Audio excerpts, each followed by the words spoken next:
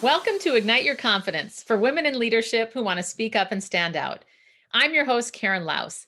Here you'll get all of the tips and tools that you need to stand out with unshakable confidence. Let's dive into today's episode. The next speaker that I'm introducing is me. I do have a really strong heart for women and definitely want people to be free in the world. That's really about what my journey is. Probably one of my greatest values is freedom after celebration. But a little bit about me.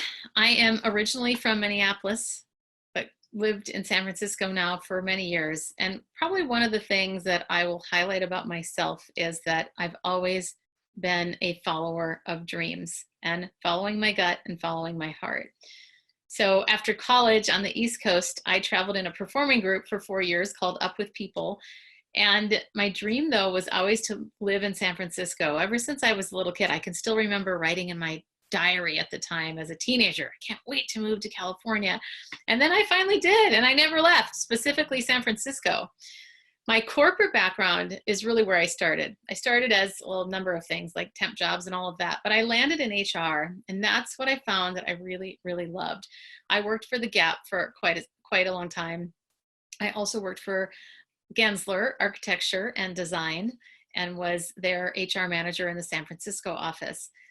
The thing that I would say that was probably one of the most powerful moments in my life from a career perspective to date is trusting myself enough to leave the corporate world to start my own business.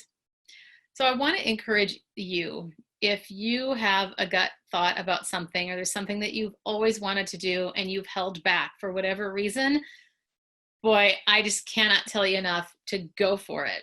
Now, you got to be smart about it, obviously. What I did specifically at Gensler, which is where I was as an HR manager, first I had pitched my boss, because I'm definitely a believer in asking for what you want. Some of you that know me know that. My dad taught me that as a kid. He always said the squeaky wheel gets the grease. So he was relentless and determined to go after what he wanted, and he taught me the same thing. So one of the things that I did there, because I was an HR manager, I didn't really like comp and benefits. No offense to any HR people watching this, but what I loved most about HR is the training and development side. So I decided to pitch to my boss that I wanted to have a different role there, a role that didn't exist before, which was to have a training and development department specifically in San Francisco, and that I could lead. And when I say lead, I really mean move into a job where I specifically focused on that. And I pitched her, and she said yes. Now, one tip that I'll also suggest to you, for those of you, some of you have taken my courses before, but when you ask for something, you always want to know who your audience is and what they care about. And at that time, thankfully, I did a good job really thinking about what the needs of the company were, what she cared about, and she agreed. Now, what was great about that is that then what I did is I started doing training programs. I started creating them and doing them at lunch, like how to give feedback, how to delegate, how to be a good manager, how to lead, what's the difference, and a variety of things, how to give and receive feedback, all things that I started really diving into back then, and really learning certainly a lot more now in 20 plus years of experience, almost 30. Now, I do want to clarify one thing, since we're talking about asking for what you want a little bit. The thing you have to know is that there's often a payoff. There's always a price, of course, or I mean a payoff, but there's always a price. And for the most part. And in this case, she was very honest with me. My boss said, look, that was back in the whole .com boom thing. And she said, look, if we need to lay somebody off, it's going to be you. And I want you to know that before you make this decision. And I said, that's fine with me. I totally got it. And the truth is, my plan was planning about a year out, that I wanted to be a coach. And that was my goal. And the reason why, just so you know, I had been laid off about 6 months prior, and I went to a job fair and I saw this big sign at somebody's, well, it was actually Joel Garfinkel. For those of you that know him or don't know him, he had a company at the time called Dream Job Coaching. Specifically, now he's written like over 11 books, I believe. But I remember going, I want to work for him. I want to be a dream job coach. And he was pitching his services, of course, which is understandable. But that's when I really had it in my heart that I wanted to be a coach. And then in this HR job, started crafting and creating my path so that then about a year later, I did get laid off, but it was okay because I had planned on it. So now I'm kind of re-engineering the question that was answering, which is describe your most single career contribution to date or something like that. But I say that because that was the first step in me really going after the more entrepreneurial spirit. I started my first coaching practice focusing on career development, and then I moved into career coaching. Then frankly, I thought I was such a great coach that clients would just come at me, and that didn't happen. For those of you that know, I wasn't a great marketer, was a really good coach, but not a great marketer. So thankfully, it just serendipitously happened that the Gap called me back and asked me if I wanted to be a consultant for them after working in their HR department, which I think I missed in clarifying this to you. But the great thing was, at least through this, the common thread in everything that I have done over the years is all about helping people grow and develop. So after Gap, ironically, or I don't know if it's ironically, I think it was a divine appointment. I was speaking at a prayer breakfast at the Westin in San Francisco. And I got up in front of 200 people, plenty of men, 7 a.m., everybody in business attire. And I said, my name at that time, my maiden name was Habiger. My name is Karen Habiger, and I'm addicted to attention from men. You can imagine people looking up like, what? You just woke me up. And that was part of my whole story that I led with and spoke at this prayer breakfast. As a result of that, I met Bert Decker's wife, Drew Scott Decker. And then one thing led to another. I got to know them in a conference that she was hosting, met her husband, Bert Decker. And I just recently resigned after an amazing career of almost 15 years, helping people communicate to influence.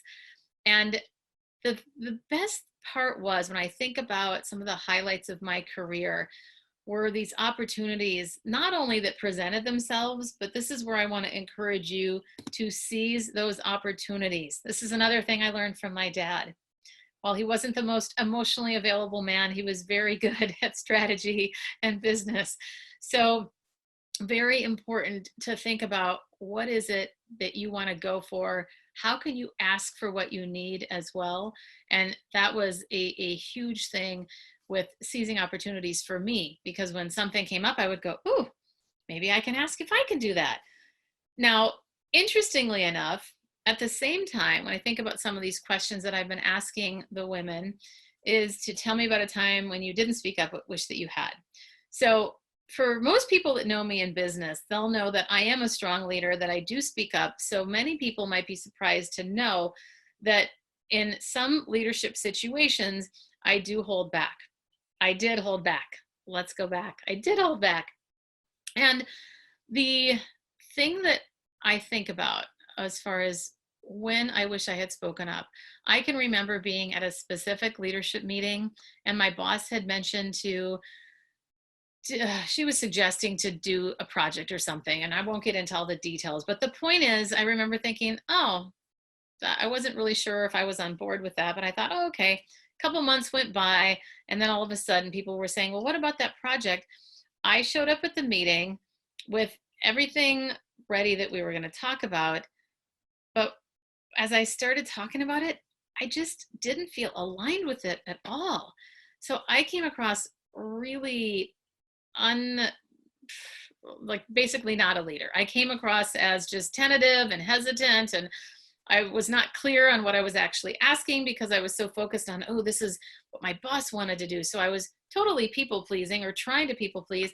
And the irony is, she pulled me aside after and she goes, this was a really good example of a moment when you could have just stopped. She was very nice about how she coached me. And she said, if you could have just stopped and said, you know what, everybody, I actually don't even know why we're doing this. I'm not sure. I know we had talked about it a while back. And that was such a good reminder. And frankly, I'll be honest with you, I was really embarrassed in the moment because I had 6 leaders all around me, high-level leaders, and I was one of them. but I just did not come across well at all. So it was really embarrassing. And because of that, and also thankfully the great coaching that I got from my boss, that I was able to go, okay, I never want that to happen again. She's always told me, trust your gut. Like, why are you doing this if you don't trust your gut? And that's what I had to remember. And sometimes it's hard. I just want to encourage you that if you feel like that's hard at any time, I get it. It can be challenging. There's all of these things that come at us, like self-doubt and fear about what other people think, or we might want to accommodate people. So just be mindful. If your gut says this doesn't seem like the right thing, it's probably not the right thing. So you got to figure out how to recalibrate and adjust for that. So I'm going to ask myself a few more questions here. What did you learn as a child that has shaped you as a leader? Well, I mentioned already about my dad, and I will say that his determination and persistence, his relentlessness, has really taught me a lot. Even things like when I'm shopping for shoes, asking for a discount, even if they're not on sale. It's amazing the things that you can get if you start asking. Now, you don't want to be manipulative, and you don't want to just be opportunistic or entitled, but just remember, I love this phrase that somebody said once: every wall is a door. Things may seem closed. Things may seem like there is no opening here, but keep thinking about it. Pry after it. Depends on, of course, what the price is for everything, but that's something to think about.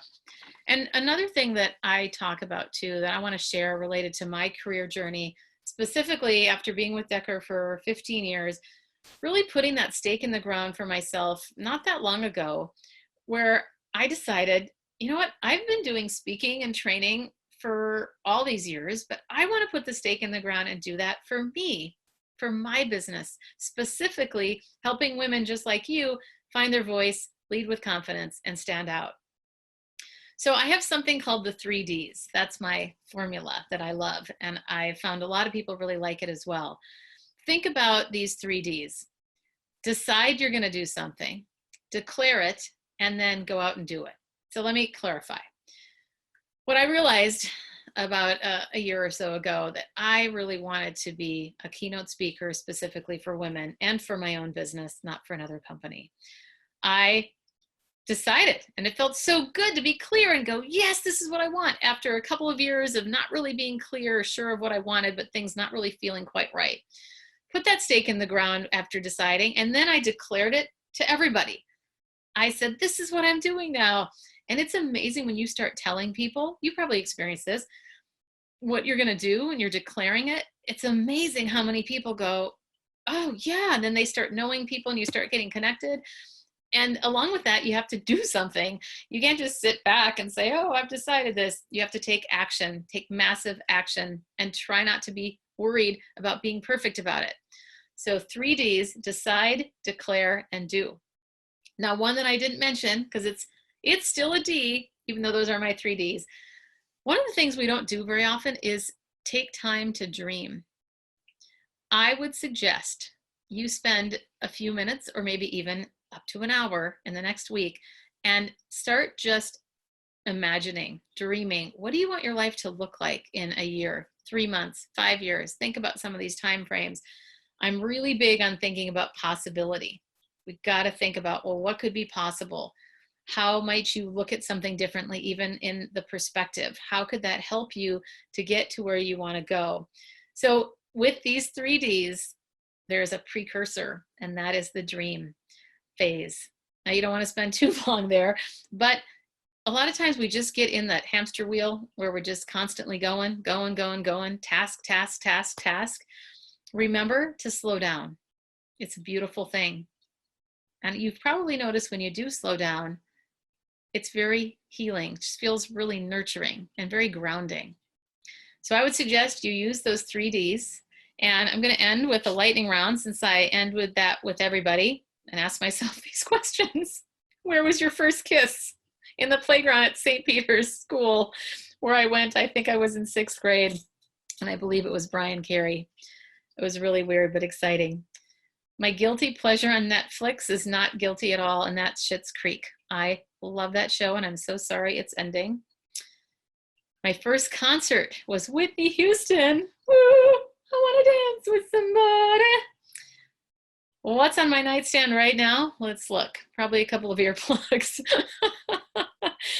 But nothing too exciting on my nightstand, I'm afraid. A clock that I really like. Oh, well, I'll show you right here. I've got it here because it's timing me. And the last book that I read, boy, I wish I could say that I've read a whole book. I've read lots of parts of books. And the one that I want to read, I will focus on that, is Untamed by Glennon Doyle. Looking forward to that. The favorite travel destination. So far, Greece.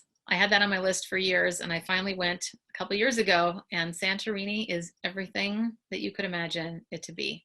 I'd suggest you go. And what else? Oh, what do I keep in my purse?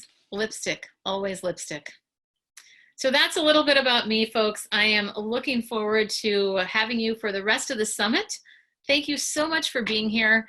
And I cannot emphasize to you enough to follow your dreams. I'm going to leave with one thing that I love about myself. I'm just going to own that. Is that when I turned 50, I had this idea right before I turned 50. First of all, I've always wanted to live in New York, in Manhattan. I thought, why don't I just go there for a month? So I looked things up online and rented a place, lived there for a month during my birthday month, October 2017. So there you have it. There's my age. So go after your dreams, choose your own adventure, have a blast. And that's a wrap of another episode of Ignite Your Confidence. I'm your host, Karen Laos. Thank you so much for listening. If you loved today's episode, please subscribe and leave a review. It helps other people find the podcast faster, and it certainly helps me. If you're interested in more tips and tools around confidence, please join me over in my Facebook group called Ignite Your Confidence with Karen Laos. Remember, you too can stand out with unshakable confidence.